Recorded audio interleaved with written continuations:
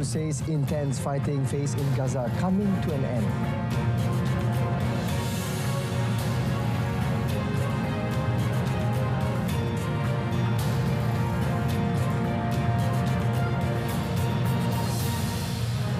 Good afternoon and Salam Malaysia Madani. Thanks for tuning in. You're watching World Today with me, SAHIH Samsudin. At least 8 police and National Guard officers, including a priest, were killed as gunmen attacked churches and synagogues in Russia's North Caucasus region of Dagestan. The unidentified gunmen launched simultaneous attacks in Dagestan's largest city of Makachakala and in the coastal city of Durban. According to the National Anti-Terrorism Committee, the attacks targeted 2 Orthodox churches, a synagogue and a police checkpoint. The spokeswoman for Dagestan Interior Ministry, Gayana Gariyeva, said in all, 6 officers were killed and 12 wounded in the attacks. Police had killed 4 gunmen in Makachakala and 2 in Durban. Russia's investigative committee said it had opened criminal probes over acts of terrorists in Dagestan, a largely Muslim region of Russia neighboring Chechnya. Patriarch Kirill, head of the Russian Orthodox Church, said the enemy was seeking to destroy inter-religious peace in Russia without naming who was responsible. Dagestan lies east of Chechnya, where Russian authorities battled separatists in 2 brutal wars, first in 1994-1996 and then in 1999-2000. Since the defeat of Chechen insurgents, Russian authorities have been locked in a simmering conflict with militants from across the North Caucasus that has killed scores of civilians and police. Israeli Prime Minister Benjamin Netanyahu said the phase of intense fighting against Hamas in the Gaza Strip was coming to an end, but that the war would not end until the group no longer controls the Palestinian enclave. Israeli officials have described Rafah as the last Hamas stronghold in the Gaza Strip, and in early May, troops entered the southern city on the besieged territory's border with Egypt, despite global alarm over the fate of Palestinian civilians sheltering there. On the ground in Gaza City, the north of the Palestinian territory, Israeli bombardment continued on Sunday, with medics and the Civil Defense Agency in the Hamas-ruled territory reporting deadly strikes. In an interview on Israeli television channels, Netanyahu said once the intense fighting is over in Gaza, Israel will be able to deploy more forces along the northern border with Lebanon, primarily for defensive purposes. Lebanon's Iran-backed Hezbollah movement has traded daily cross-border fire with Israel's army, heightening fears of all-out war, particularly over the past 2 weeks. Many Israeli towns near the border with Lebanon have been evacuated during the fighting. Lebanon's transport minister on Sunday denied that Hezbollah was storing weapons at Beirut airport as fears grow of all-out war between the group and Israel. Ali Hameh called a press conference to deny the allegations of absurd articles in the media and attacked the British daily The Telegraph. The newspaper said Hezbollah is storing missiles and rockets at the airport, where whistleblowers had reported the arrival of unusually big boxes. Backed by Iran, Hezbollah has been exchanging nearly daily fire with Israeli forces in support of its ally Hamas. Hamid invited ambassadors and journalists to inspect the airport on Monday morning in a visit open to all. The Lebanese Air Transport Union condemned in a statement simply erroneous statements and lies aimed at endangering Beirut airport and its employees, all civilians and those who frequent it. Israel has for years accused Hezbollah of keeping precision rockets and missiles in different installations throughout Lebanon, including on its site near Beirut airport. Hezbollah denies all of these claims. Tibetan spiritual leader, the Dalai Lama, arrived in New York on Sunday as he prepares to undergo medical treatment in the US for his knees. The Dalai Lama was greeted by a throng well wishes, some in traditional garb, outside his hotel in Midtown Manhattan, New York. The Dalai Lama fled to India in 1959 after a failed uprising against Chinese rule in Tibet and is regarded by Beijing as a dangerous separatist. Chinese officials discourage any interaction he has with officials from other countries. The Nobel Peace Prize winner has worked for decades to draw global support for linguistic and cultural autonomy in his remote, mountainous homeland. He has met US officials, including US presidents, in previous US visits, but Washington has been quiet on whether any meetings were set for the June trip. Since taking office in 2021, Biden has yet to meet with the Dalai Lama. Any such engagement would raise hackles in Beijing at a time when the US and China have sought to stabilize rocky ties. Beijing said it firmly opposes any anti-China separatist activities conducted by Dalai in any capacity or named in any country, and any opposes any forms of contact by officials of any country with him. India's opposition parties and the country's students hit out at the new government of Prime Minister Narendra Modi for irregularities in recent government-run tests for college admissions and government teaching jobs. Modi surprisingly lost a parliamentary majority in a general election that ended this month, partly because of joblessness, especially among the youth, exacerbated by frequent leaks of test papers for government jobs that are coveted by many Indians. The government cancelled an examination done earlier this week for university and college teachers as well as doctorate courses, based on early inputs from a government cybercrime analysis team that the integrity of the aforesaid examination may have been compromised. The Ministry of Education said it had also sought a report from police into certain irregularities alleged in running another test for admission in undergraduate medical programs in May. India's unemployment among people aged between 15 and 24 was 18% last year, based on estimates from the International Labour Organization. Overall, India's unemployment currently is 8.5% compared with around 6% before the COVID-19 pandemic. Saudi Arabia's Health Minister Fahad Al-Jalajal on Sunday said the number of deaths during this year's Haji pilgrimage totaled 1,301 people. The minister said that deaths were caused by pilgrims walking long distances under direct sunlight without adequate shelter or comfort. Fatalities also included a number of elderly people and those suffering from chronic diseases. Fahad added that some 83% of the fatalities were among people who were not authorized to make the pilgrimage. The Hajj, whose timing is determined by the lunar Islamic calendar, fell again this year during the over-like Saudi summer. The National Meteorological Center reported a high of 51.8 degrees Celsius this week at the Grand Mosque in Mecca. Each year, thousands of pilgrims try to join the Hajj through irregular channels as they cannot afford official permits. Saudi authorities reported clearing unregistered pilgrims from Mecca this month, but it appears many still participated in the main rites, which began last Friday. Non-permitted pilgrims are more vulnerable to heat-related complications because without official permits, they could not access air-conditioned spaces provided for the authorized pilgrims to cool down. President Ferdinand Marcos said on Sunday the Philippines will not be intimidated by anyone after a violent clash between the Filipino Navy and the Chinese Coast Guard in the South China Sea. The confrontation took place off Second Thomas Shoal as the Chinese sailors foiled an attempt by Philippine forces to resupply mariners stationed on a warship that was deliberately grounded atop the disputed shoal in 1999 to assert Manila's territorial claims. It was the latest and most serious incident in a series of escalating confrontations between Chinese and Philippine ships in recent months. Marcos awarded medals to 80 sailors who took part in the resupply mission, urging them to continue to fulfill their duty of defending the nation, even as he said the situation has become dangerous. Second Thomas Shoal lies about 200 kilometers from Palawan and more than 1,000 kilometers from China's nearest major landmass, Hainan Island. A Filipino sailor lost a thumb in the clash, with Manila also accusing the Chinese Coast Guard sailors of wielding knives, sticks and an axe. Beijing insisted its Coast Guard behaved in a professional and restrained way and blamed Manila for the clash. United States aircraft carrier Theodore Roosevelt arrived in South Korea on Saturday for a joint military drills aimed to better counter North Korean threats.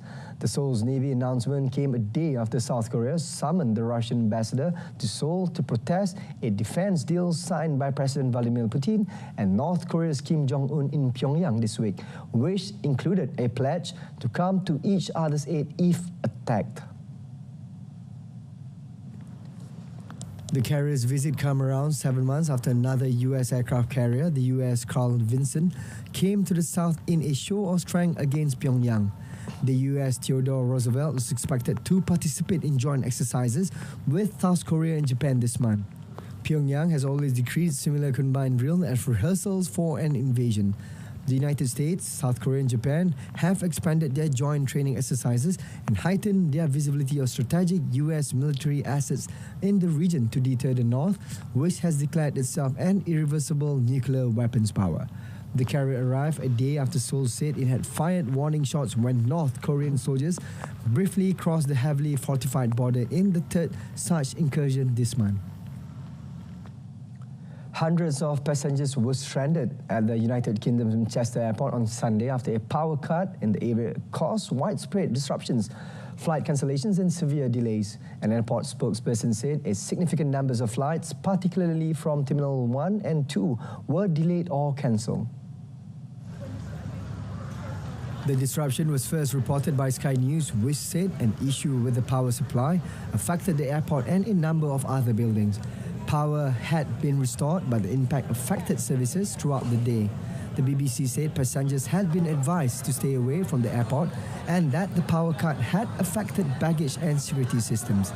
The report also said an EasyJet airline spokesman has said passengers could only board their flight with a cabin bag because of problems with the baggage system. The airport spokesman said passengers due to fly from Terminal 3 could come to the airport as normal unless advised otherwise by the airline, but could be affected by delays.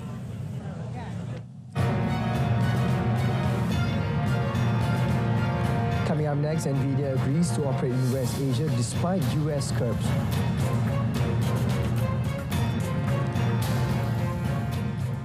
Nvidia has signed a deal to deploy its artificial intelligence technology at data centers owned by Qatari telecoms group Ooredoo in 5 West Asia countries.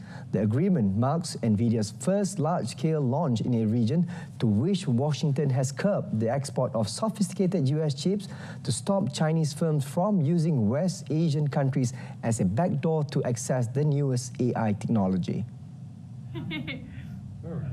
It will make Ooredoo the first company in the region able to give clients of its data centers in Qatar, Algeria, Tunisia, Oman, Kuwait and the Maldives direct access to Nvidia's AI and graphics processing technology. The companies did not disclose the value of the deal, which was signed on the sidelines of the TM Forum in Copenhagen on 19 June. Ooredoo also would not disclose exactly what type of Nvidia technology it will be installing in its data centers, saying that it depends on availability and customer demand.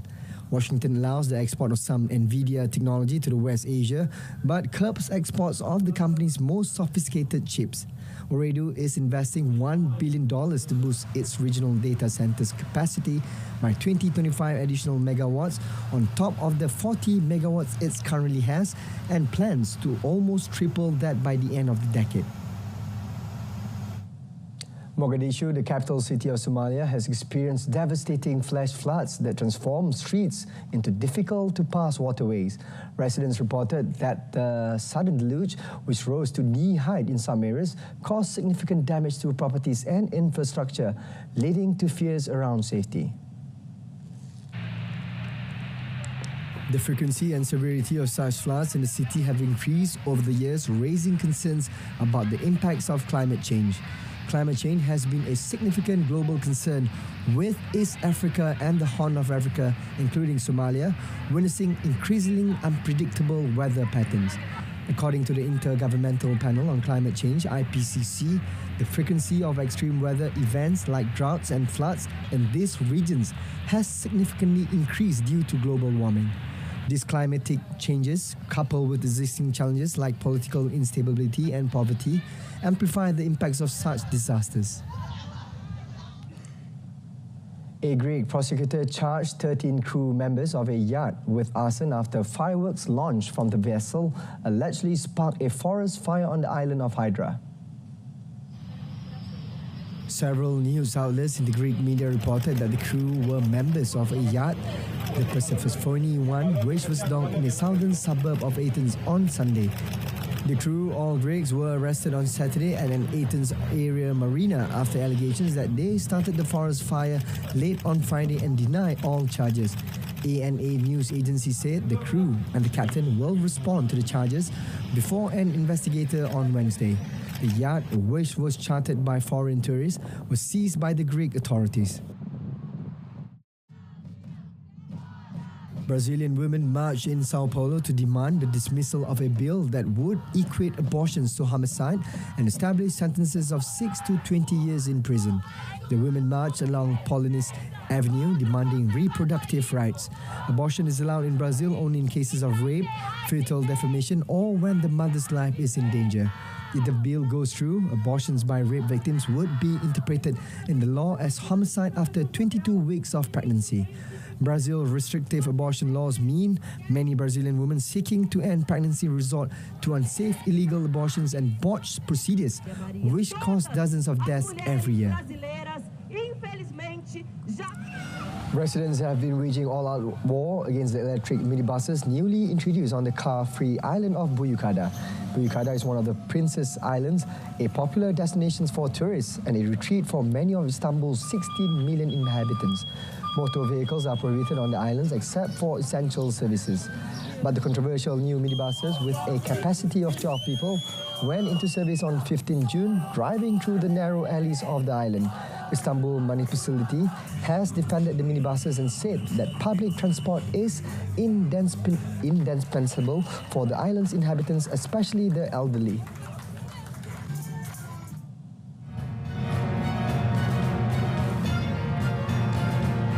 Still to come in sports, Hungary clinches last-minute win in pursuit on Euro 2024 Final 16.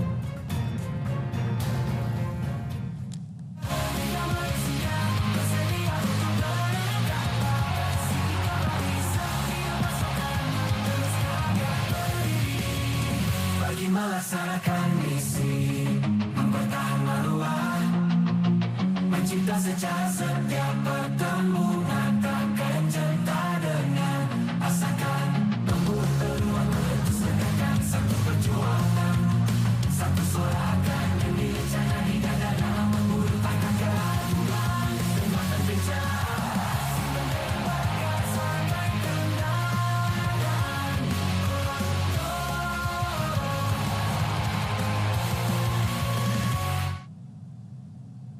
Kevin Subas scored in the 10th minute of added time after a frightening injury to Barnabas Varga as Hungary snatched a 1-0 win over Scotland to stay in the hunt for a place in the last 16 of Euro 2024. Varga collapsed to the pitch and was struggling to move after chasing a long ball into the area as Scotland goalkeeper Angus Gunn came to collect the ball. A sickening incident led to Hungary striker Varga being stretchered off in front of his visibly shocked teammates in the second half, but Sobas' late winner kept them alive in the tournament. The Hungarian Football Federation said shortly after Sunday's match that Varga was in a stable condition in a hospital in Stuttgart. But fortunately now we can say that Barney is not under any kind of risks. Probably he will be operated in the following hours because he suffered a fracture here, but he's healthy. So the most important thing is that he's healthy. Of course, and for sure, if we will go through the competition, he will not be anymore part of the team. Kosovo's breakaway goal with almost the last kick of the match ensured Hungary finished third in the Group A with 3 points, while Scotland yet to reach the knockout phase of either the Euros or World Cup and in last place on 2 points. Hungary must wait to see whether they will qualify for the last 16 in one of the places reserved for the best 4 third-place finishes. Meanwhile, Germany survived a scare to finish top of Group A as Nicole Füllkrug's stoppage time goal resulted in a 1-1 draw against Switzerland. Then Doyle's first half goal in Frankfurt had put Switzerland on course to climb above host Germany into the top spot. But Fulkrug's late header ensured Julian Nagelsmann's side advanced to the last 16 in pole position with 7 points. The German, who last won in the Euros in 1996, will take on the Group C runners-up, currently slated to be Denmark in the last 16. Switzerland had now made the knockout stage in 6 successive major tournaments.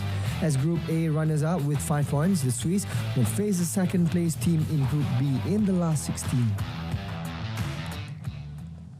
In the Copa America, Christian Pulisic and Florin Balogun scored first-half goals to lead the United States to a dominant 2-0 victory over Bolivia in the Group C opener on Sunday. The hosts were quick out of the blocks and opened the scoring in the 3rd minute as Captain Pulisic struck an unstoppable curling shot into the top corner following a well-worked shot corner. Pulisic then turned, providing the 44th when he picked up the ball near the halfway line and drove at Bolivia's defense before setting up Balogun, who slotted into the bottom corner. The superior movement of the US forward line continued to cause problems for Bolivia after the restart. However, as the US gradually took their foot off the gas in the second half, they missed some goal-scoring opportunities, with substitute Ricardo Pepi squandering a couple of promising chances. Uruguay and Panama, the other teams in Group C, also face off on Sunday in Florida.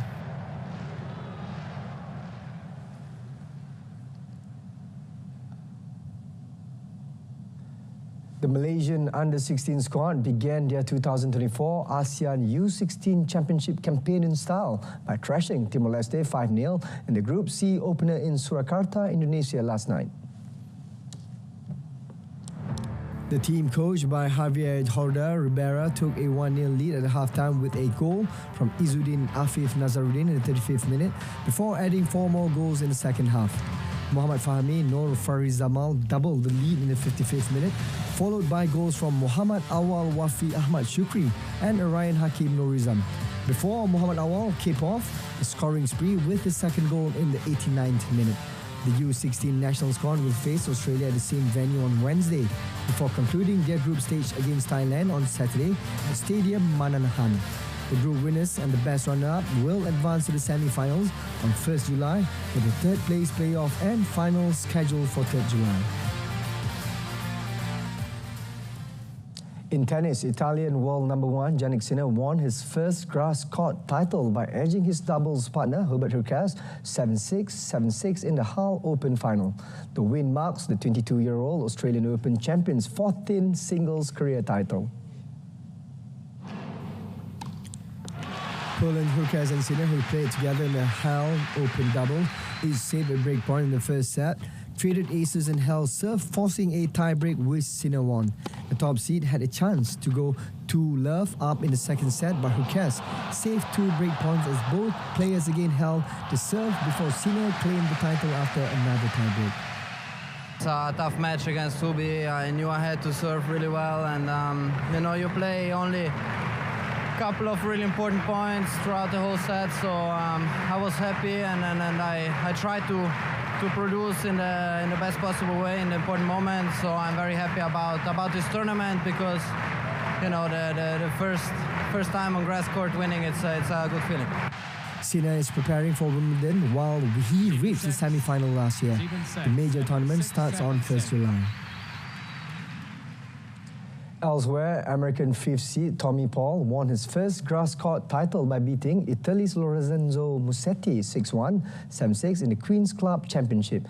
The 27-year-old's 3rd career crown will take him above Taylor Fritz in the ATP rankings, making him the highest-ranked American in men's singles. Paul was dominant in the first set, landing 3 aces, while Musetti struggled with unforced errors. Paul also broke in the second set and served for the match with a 5-4 lead, but Musetti broke back to take the set into a tiebreak. Musetti, 22, put up a fight in the breaker, saving 2 match points and carved out a set point, but Paul ultimately took the victory in the prolonged battle. Paul, who reached the Wimbledon 3rd round last year, will compete in the Grand Slam for the 5th time.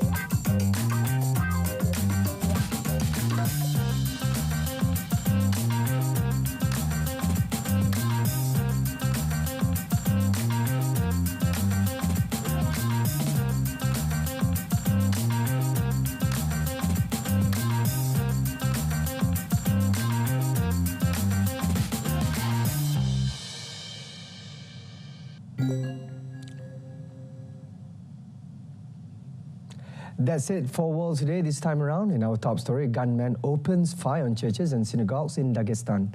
I'm SAHIH from the river to the sea. Palestine will be free. Thanks for watching.